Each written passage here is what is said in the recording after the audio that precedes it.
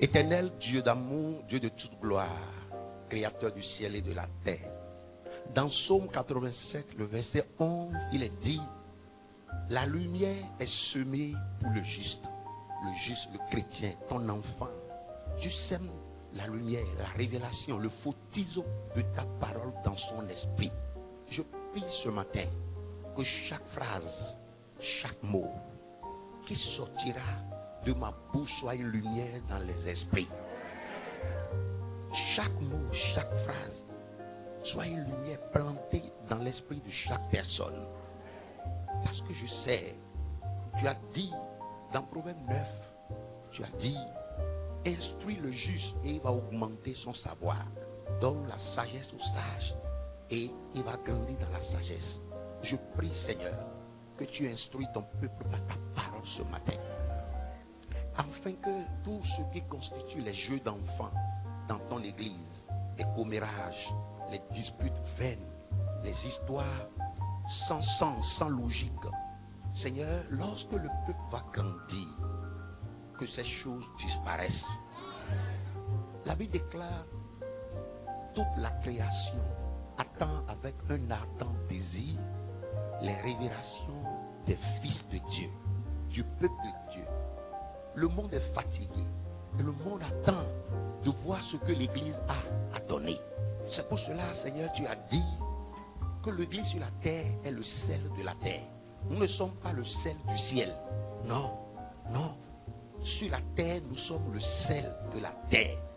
C'est-à-dire, le sel ne donne pas le goût, mais le sel modifie le goût. Oui, chaque repas, chaque nourriture a un goût initial. Et c'est parce que souvent le goût n'est pas bon, nous nous arrange qu'on met du sel dedans. Et le sel a pour rôle de modifier le goût.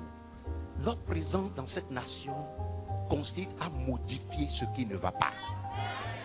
Je prie, Seigneur, l'heure a sonné, que tu ouvres les yeux de ton peuple, afin qu'il quitte les amusements, la distraction, l'enfantillage, les histoires vaines, et se lever, Seigneur, pour travailler pour le développement de cette nation.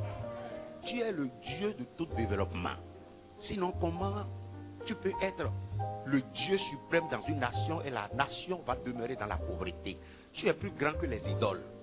Tu es plus grand que les idoles. Les idoles ne sont rien devant toi. Nous avons vu des nations idolâtres, remplies d'idoles, mais qui sont développées parce que ces citoyens ont travaillé.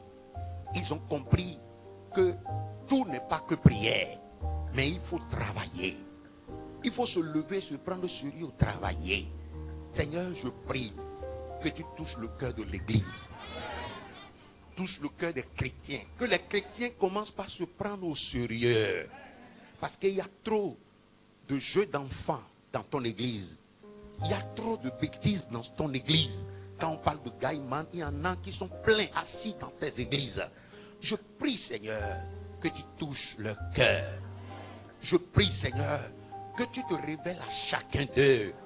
Et que tu leur dis que ce n'est pas ta vision pour eux.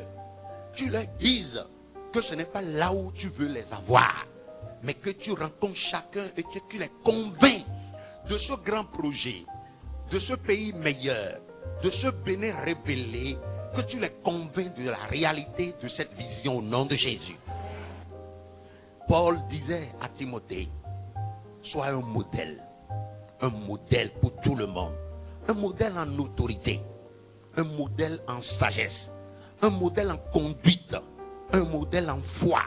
Veille sur toi-même et veille aussi sur ton enseignement. Ne te détourne ni à droite ni à gauche de la parole enseignée, de la parole à méditer, de la parole révélée. Ce faisant, tu vas te sauver et tu vas sauver ceux qui t'écoutent aussi. Tu n'as pas demandé à Timothée de veiller sur la chasse aux démons ni la chasse aux sorcières, mais tu lui demandes de veiller sur l'éducation spirituelle, sur l'enseignement de la parole.